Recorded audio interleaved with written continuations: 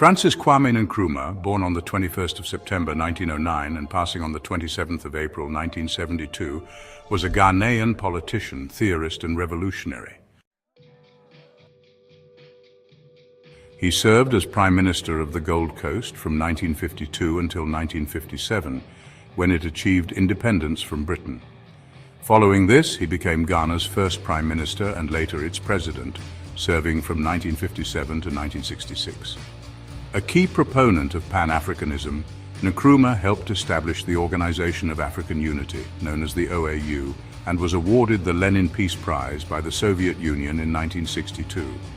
After spending 12 years abroad for higher education, shaping his political ideology and collaborating with other Pan-Africanists, Nkrumah returned to the Gold Coast to champion national independence.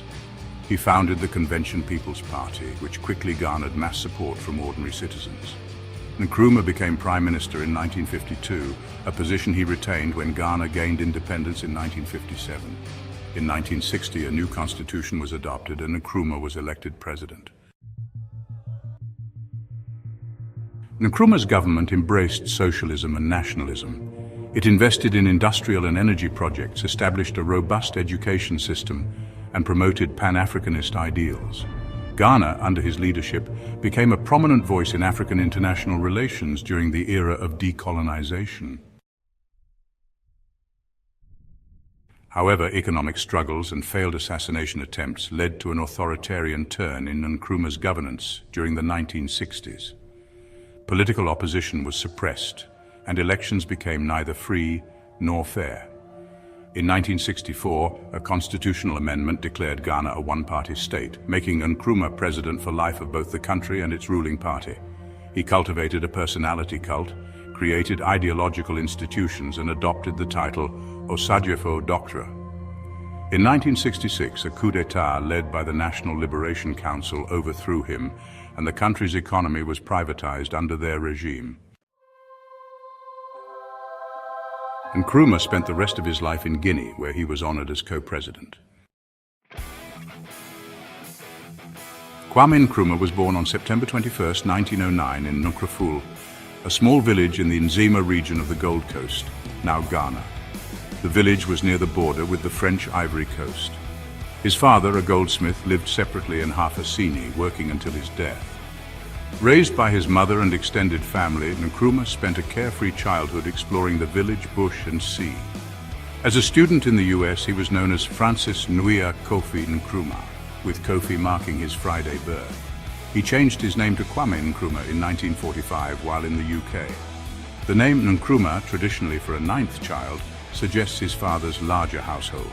His father, Opanyin Kofi Nwina Ngoloma, hailed from Nkroful and the Asona clan of the Akan tribe. Respected for his wisdom, Ngoloma passed away in 1927. Nkrumah was his mother's only child. She sent him to a Catholic mission school in 𝒂𝒊𝒐𝒏𝙚, where he excelled.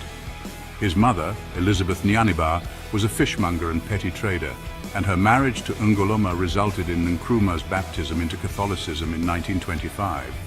After excelling in his studies, Nkrumah trained as a teacher at Achimota School, where mentors like 𝒂𝒊𝒂𝒏𝒂𝒂 introduced him to ideas of black empowerment.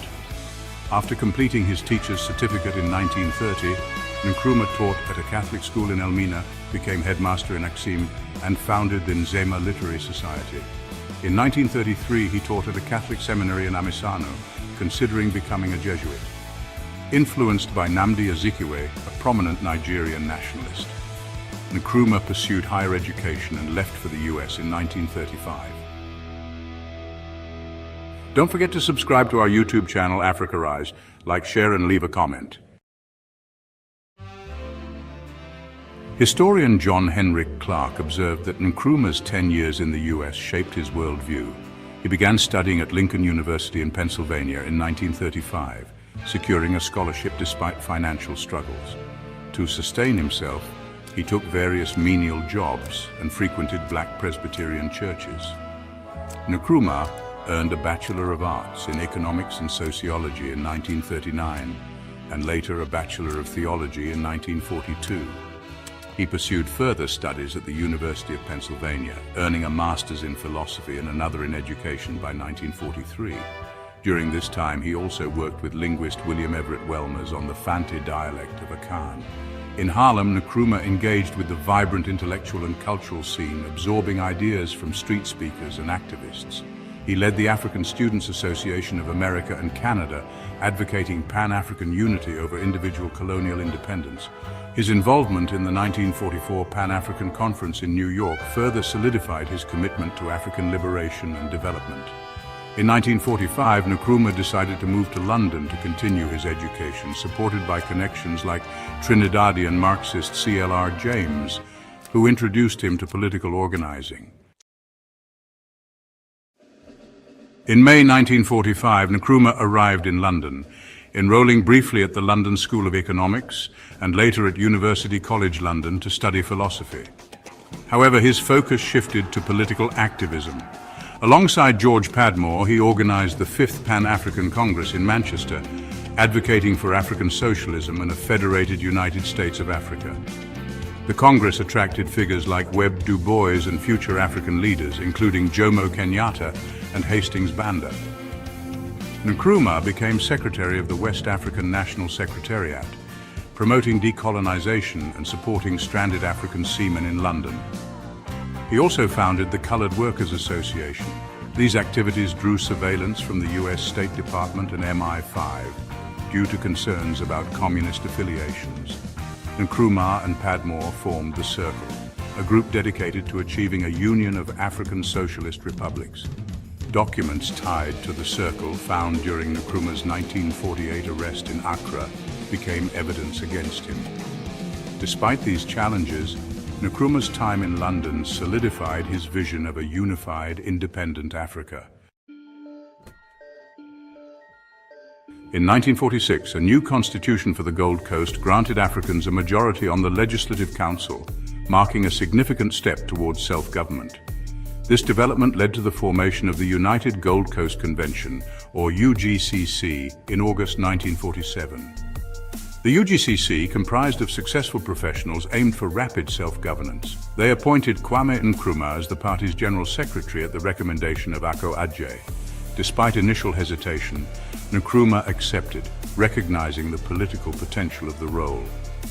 After addressing concerns from British officials about his communist ties, Nkrumah returned to the Gold Coast in late 1947, beginning his work at the UGCC headquarters in Salt Pond.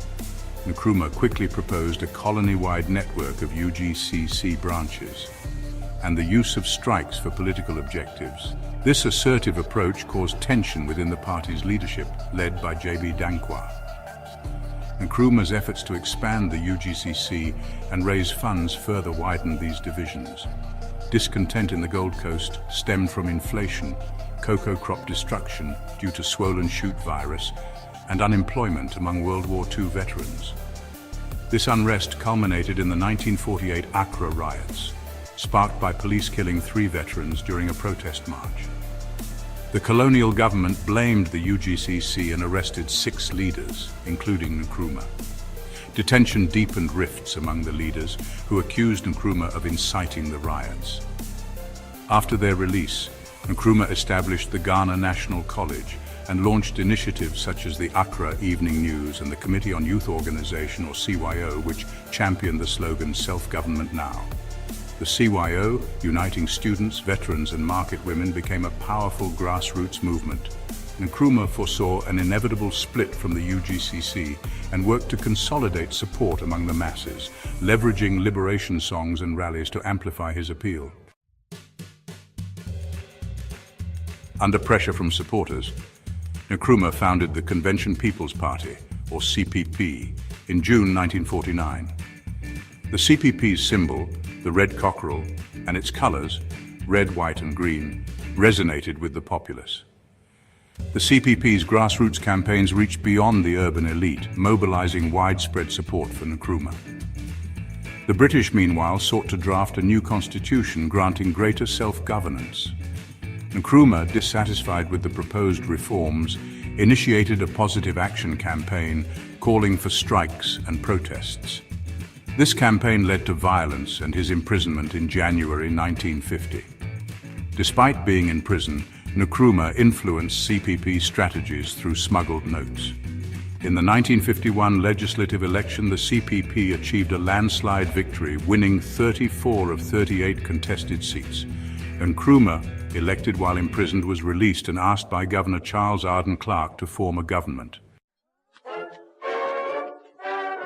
Nkrumah's administration prioritized unity across the Gold Coast's diverse regions and accelerated development plans. Infrastructure, education, and public services were rapidly expanded, supported by financial reserves from cocoa profits. However, challenges like corruption and regional tensions emerged. As Prime Minister in 1952, Nkrumah began constitutional consultations, culminating in a 1953 white paper advocating for full self-governance. The CPP's majority in the 1954 elections solidified its mandate, but opposition groups like the National Liberation Movement called for federal governance and greater regional autonomy. To resolve these disputes, another election was held in 1956, reaffirming the CPP's dominance. In August 1956, the Assembly voted for independence under the name Ghana. Despite ongoing regional concerns, Nkrumah maintained his vision of a unitary state. On 6 March 1957, Ghana became an independent nation and a full Commonwealth member, marking the end of colonial rule. The old Gold Coast flag symbolized the dominance of the British Empire, while Nkrumah's new flag for Ghana represented African nationalism and prosperity. Ghana gained independence on the 6th of March 1957 as the Dominion of Ghana, becoming the first of Britain's African colonies to achieve majority rule independence. This milestone attracted global attention, with over 100 journalists covering the celebrations in Accra. US President Dwight D. Eisenhower extended his congratulations and sent Vice President Richard Nixon to attend the event. The Soviet Union encouraged Nkrumah to visit Moscow, and Ralph Bunche, an African-American political scientist, represented the United Nations. The Duchess of Kent attended on behalf of Queen Elizabeth II. International offers of support poured in, though Ghana appeared economically strong, buoyed by high cocoa prices and promising resource development. As the 5th of March transitioned into the 6th, Nkrumah addressed a massive crowd declaring, "Ghana will be free forever." Later, at the first session of the Ghana Parliament on Independence Day, he emphasized the nation's responsibility to demonstrate that Africans could govern effectively, democratically, and with tolerance. His leadership earned him the title Osagyefo, meaning Redeemer in Akan. The independence celebrations included notable figures such as the Duchess of Kent and Governor-General Charles Arden Clark, with over 600 reporters, making it one of the most widely covered African events of the era. The flag of Ghana, designed by Theodosia Oko, drew inspiration from Ethiopia's green, yellow, red Lion of Judah flag, replacing the lion with a black star. Red signified the blood of freedom fighters. Green represented agriculture and natural beauty. Yellow symbolized mineral wealth, and the black star stood for African liberation. 𝒂𝒊𝒂𝒏𝒊𝒔 designed the nation's coat of arms, featuring eagles, a lion, St. George's Cross, and a black star, all adorned with gold accents. The national anthem, God Bless Our Homeland Ghana, was composed by Philip Gbeho. To commemorate independence, Nkrumah inaugurated Black Star Square near Osu Castle in Accra. This space was designated for national celebrations and patriotic gatherings. Under Nkrumah's leadership, Ghana embraced some social democratic ideals, including the establishment of welfare programs, community initiatives, and new schools. Kwame Nkrumah faced early challenges after Ghana's independence.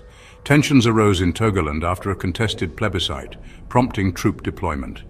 A bus strike in Accra escalated into riots, fueled by the GA people's belief that other tribes received preferential treatment in government promotions.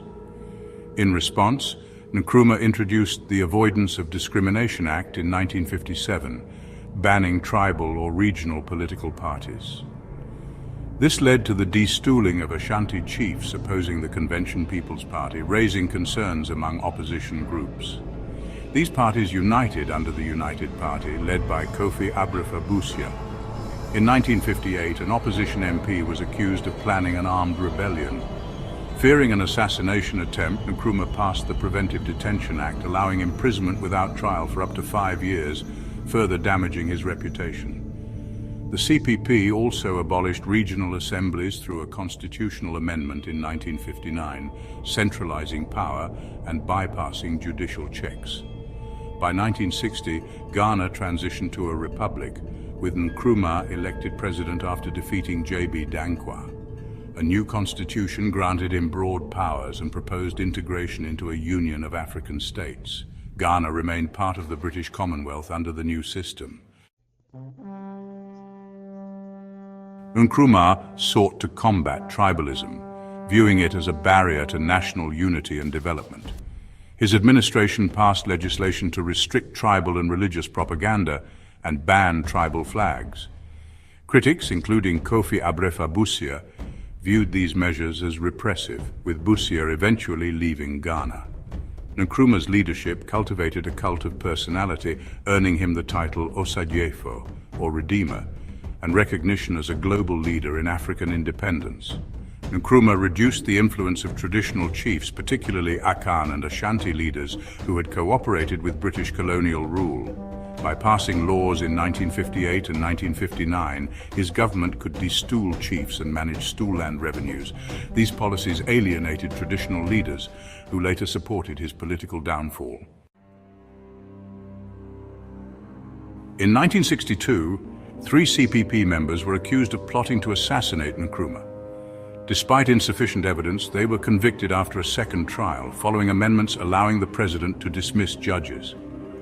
In 1964, Nkrumah secured a constitutional amendment declaring the CPP the sole legal party and himself president for life, effectively establishing a dictatorship.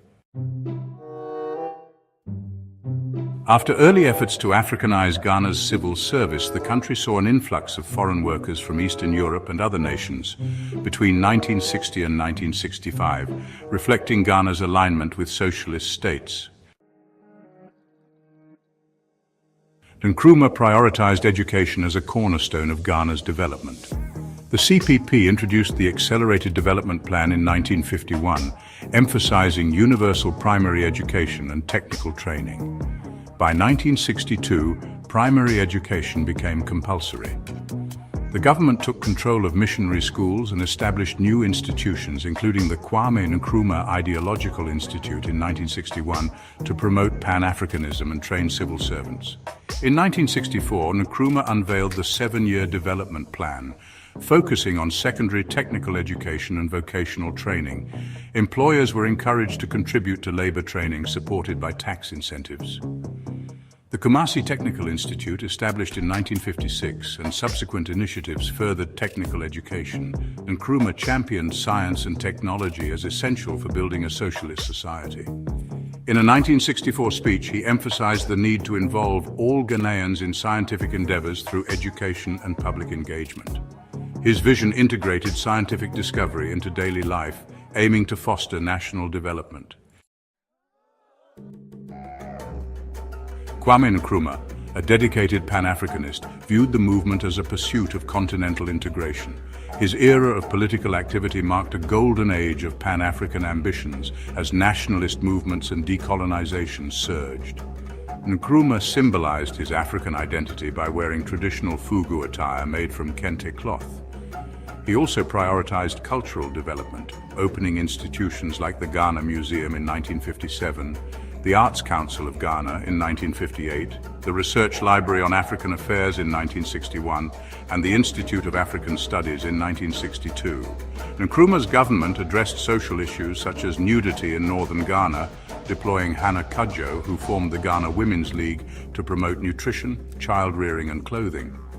The League protested French nuclear testing in the Sahara, but was later marginalized within the party. Laws in 1959 and 1960 created reserved parliamentary seats for women, and opportunities expanded in education, professions and the military. However, most women remained in agriculture with limited support from the cooperative movement. Nkrumah's likeness appeared widely in a monarchic style, sparking accusations of a personality cult. In 1957, Nkrumah established the Ghana News Agency to produce and share domestic news internationally. By 1967, the GNA managed extensive telegraph networks and had stations in major cities like London and New York. Nkrumah emphasized journalism as a tool for decolonization and unity. State control of media intensified with the founding of the Ghanaian Times in 1958 and the acquisition of the Daily Graphic in 1962. He argued that capitalism distorted press integrity, justifying government control and pre-publication censorship.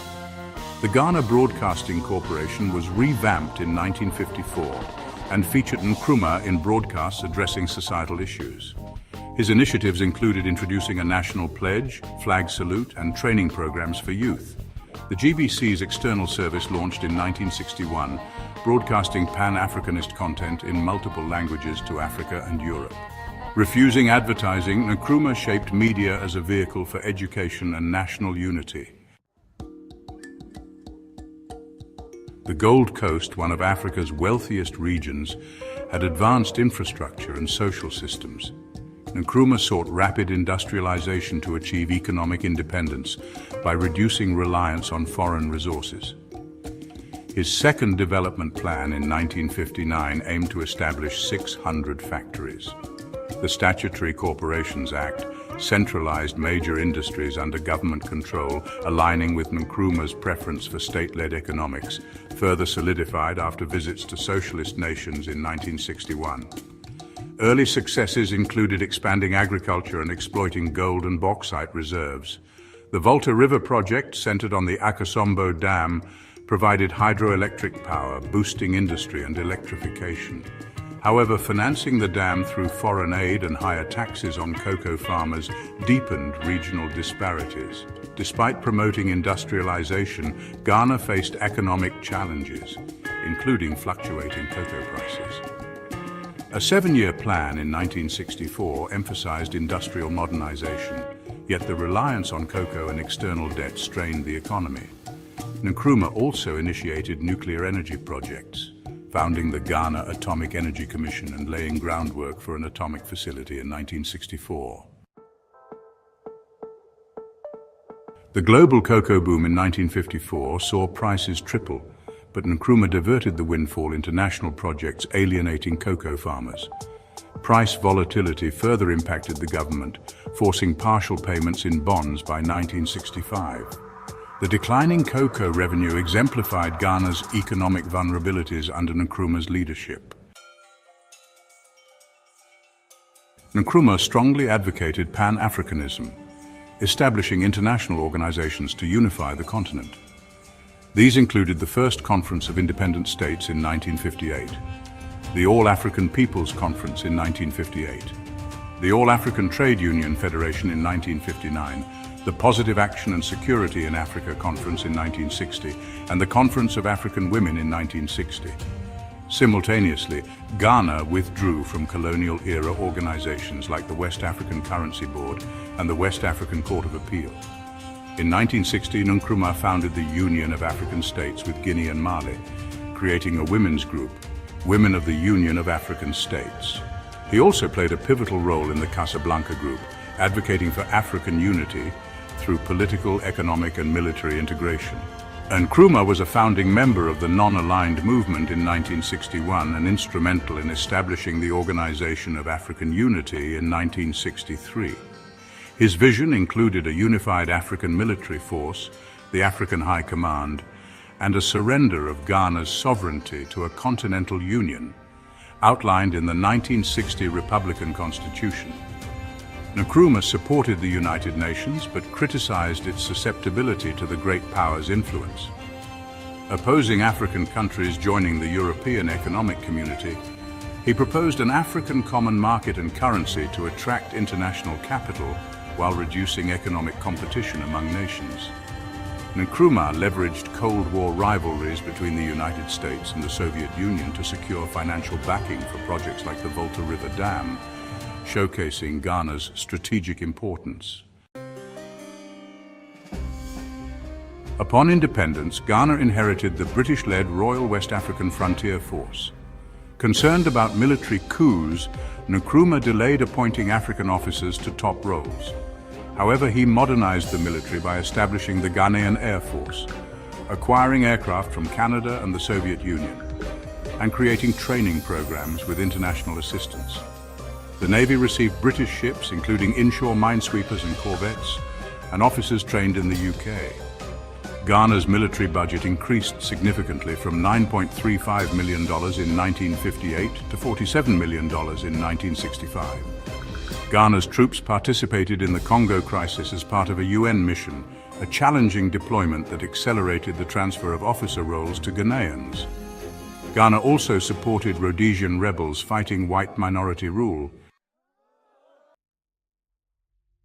Nkrumah aligned with the Soviet Union and China during a 1961 Eastern Europe tour, adopting the Mao suit and earning the Lenin Peace Prize in 1962. His relationship with socialist nations emphasized solidarity and ideological alignment. In February 1966, while Nkrumah was visiting North Vietnam and China, a coup led by the military and police with alleged CIA involvement ousted his government. The conspirators, called the National Liberation Council, ruled Ghana for 3 years. Nkrumah, informed of the coup while in China, later accused the US of orchestrating it, citing documents shown to him by the KGB. Some CIA insiders later corroborated claims of American involvement, though they remain unverified. Post-coup, Ghana distanced itself from socialist allies, embraced Western-aligned policies, and invited the IMF and World Bank to influence its economy. This shift diminished Ghana's standing among African nationalists, particularly with its softened stance on apartheid South Africa. Analysts like 𝒂𝒏𝙁𝒂𝙗𝒏𝒅 argued Nkrumah's downfall stemmed from his success in educating the masses and fostering political awareness. This progress spurred criticism of his regime, necessitating greater repression and propaganda to maintain control, efforts in which Nkrumah fell short. His achievements in economic development inadvertently fueled his regime's collapse, overshadowing economic mismanagement as a cause. Kwame Nkrumah passed away on April 27, 1972 in Bucharest, Romania due to an incurable illness. Following his overthrow, he resided quietly in Conakry, Guinea. Nkrumah received honorary doctorates from several universities, including Lincoln University in the United States, Moscow State University, Cairo University, Jagiellonian University, and Humboldt University. In 2000, he was voted African Man of the Millennium by BBC World Service listeners, recognized as a hero of independence and a symbol of freedom for leading the first sub-Saharan African nation to gain independence. US intelligence documents revealed that Nkrumah was seen as a significant adversary to US interests. In 2009, Ghana's President John Atta Mills established September 21st as Founders' Day, later renamed Kwame Nkrumah Memorial Day in 2019. An advocate of non-aligned Marxism, Nkrumah criticized capitalism's impact on Africa, believing socialism aligned better with African traditions. In his 1967 essay, African Socialism Revisited, he emphasized egalitarianism and scientific socialism. A staunch Pan-Africanist, Nkrumah was inspired by figures like Marcus Garvey, Webb Du Bois, and George Padmore, forming relationships with them during his studies in America. His activism led to significant achievements, including the founding of the Organization of African Unity. Intellectuals like Du Bois and Kwame Ture supported his efforts, and Nkrumah became a symbol of black liberation. In his 1961 speech, I Speak of Freedom, Nkrumah envisioned a prosperous, united Africa free from European exploitation. He urged immediate action, rallying nationalist sentiment. Honors in his memory include the Kwame Nkrumah Memorial Park in Accra and the renaming of Ghana's University of Science and Technology to Kwame Nkrumah University of Science and Technology. Nkrumah married Fatia Ritsk, an Egyptian teacher, in 1957. They had 3 children, Gamal, a journalist, Samia and Sekou, both politicians. Nkrumah also had an older son, Francis, a pediatrician. Nkrumah influenced figures like the grandfather of Westmore, author of The Other Westmore. He was portrayed by Danny Sapani in The Crown and featured in the 2011 film African's Black Star. the legacy of Kwame Nkrumah. His image also appeared in Ghanaian rapper Sirius Klein's 2021 music video. Nkrumah authored numerous books and essays, including Ghana, the autobiography of Kwame Nkrumah, Neo-Colonialism, The Last Stage of Imperialism, and I Speak of Freedom. His works reflect his vision of decolonization, African unity, and socialism.